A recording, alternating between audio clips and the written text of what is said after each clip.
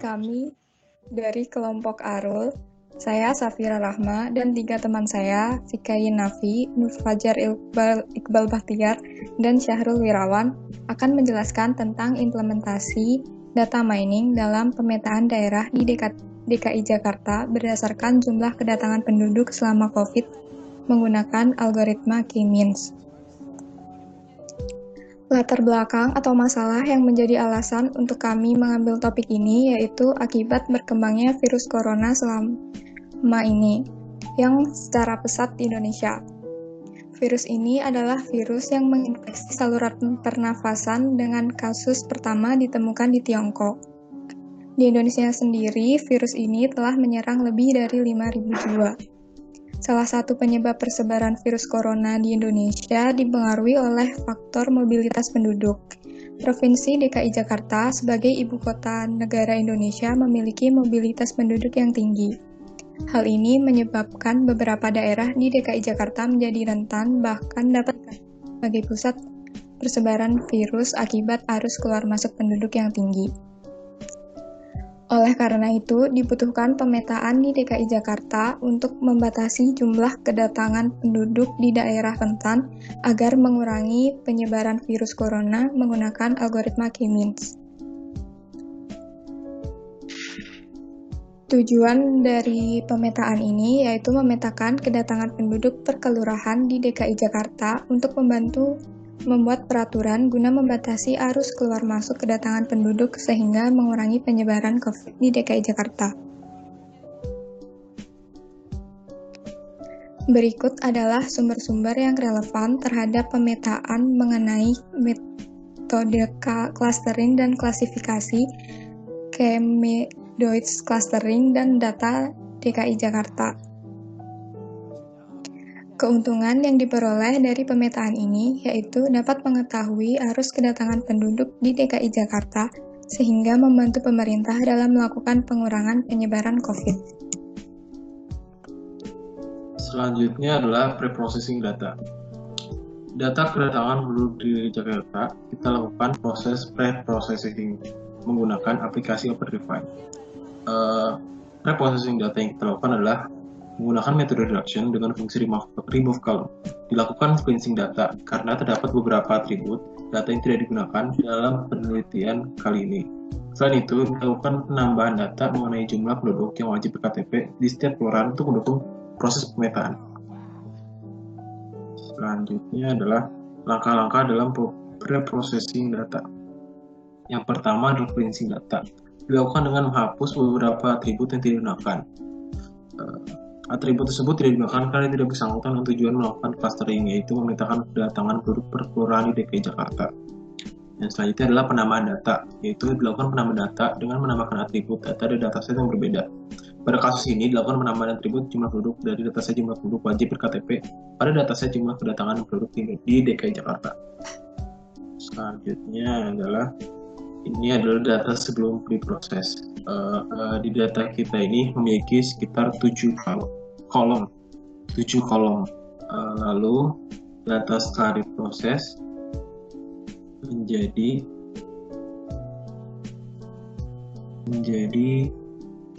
3 kolom dan ditambah lagi dengan jumlah warga. Ini adalah hasil dari processing data. Selanjutnya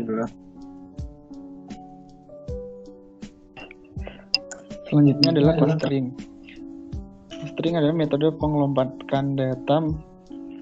Menurut TAN 2006, clustering adalah sebuah proses untuk mengelompokkan data ke dalam beberapa klaster atau kelompok sehingga data dalam satu klaster memiliki tingkat kemiripan yang maksimum dan data antar klaster memiliki kemiripan yang minimum.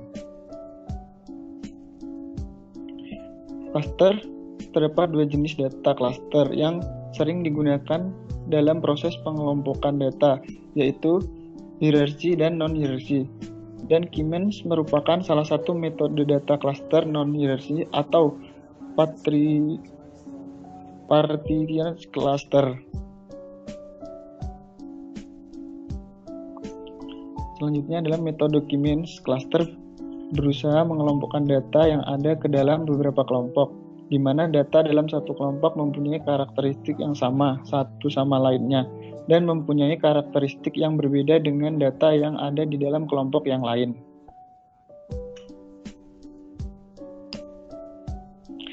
Metode K-means cluster bertujuan untuk meminimalisirkan objektif fungsional yang diset dalam proses clustering dengan cara meminimalkan variasi antar data yang ada di dalam suatu cluster dan memaksimalkan variasi dengan data yang ada di cluster lainnya.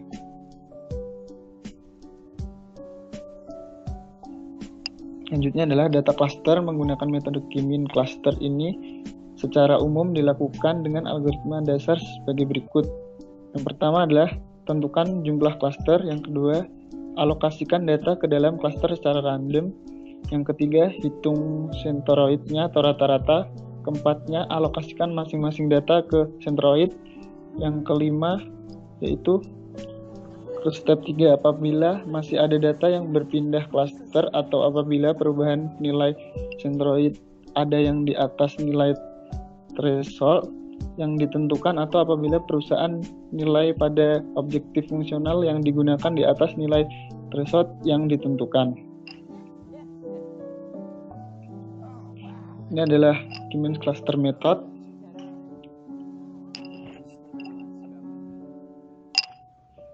Ini data kedatangan penduduk di DKI Jakarta selama COVID.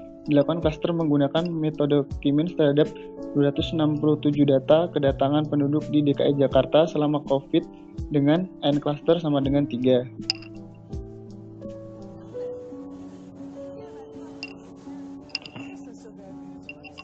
Data yang akan dilakukan cluster ini adalah data yang akan dilakukan cluster.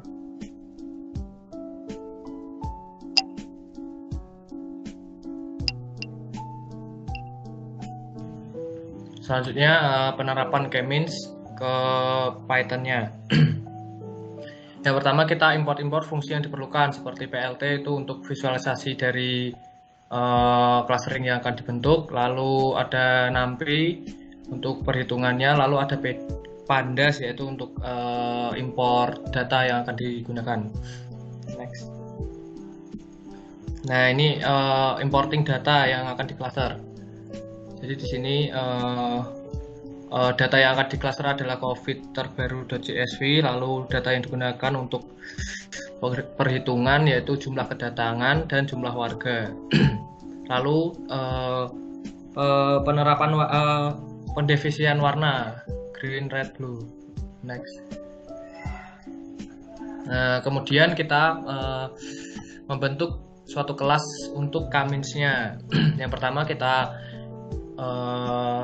inisialisasi, yaitu ada K-nya adalah jumlah cluster yang akan dibentuk yaitu 3. Nah, lalu ada toleransi itu toleransi nanti buat batas antara kayak jarak cluster yang centroid yang awal dan yang baru. Ada batasnya kayak gitu nanti buat stop iterasinya. Lalu ada max iterasi juga. Lalu di fungsinya ada yaitu pertama kita menentukan centroid awal. Di sini kita menggunakan centroid awal yaitu centroid 1, 2, dan 3. Jadi data 1, 2, dan 3 itu akan menjadi centroid awal kita. Setelah itu dilakukan pengklasifikasian dengan menghitung jarak minimum dari data yang ada ke dengan centroid yang sudah ditentukan, yaitu dengan np lina lg.norm. Itu fungsi dari NumPy digunakan untuk mengukur jarak antar data gitu. Lalu setelah itu dilakukan pengklasifikasian sebelumnya belum. Lalu setelah itu dilakukan pengklasifikasian per data itu. Jadi set baru itu nanti membentuk klaster-klaster baru. Jadi datanya dimasukkan ke kelas-kelas yang menurut sentroid tadi. Lalu setelah itu kelasnya akan menghitung average, NP average itu akan menghitung kembali sentroidnya. Lalu dihitunglah tadi yang buat toleransi itu digunakan buat sentroid awal dan sentroid sekarang tuh dibandingin. Kalau udah tipis, kalau perbandingannya tidak terlalu signifikan, akan berhenti sama iterasi marknya tadi. Sudah, berhentinya pas itu. Next. Nah, setelah itu kita manggil kelas kamisnya tadi, lalu fungsi-fungsinya. Setelah itu kita visualisasikan dengan fungsi-fungsi tersebut. Next. Jadilah seperti ini. Hasil dari clustering yang telah dilakukan dengan menggunakan kelas yang telah dibuat.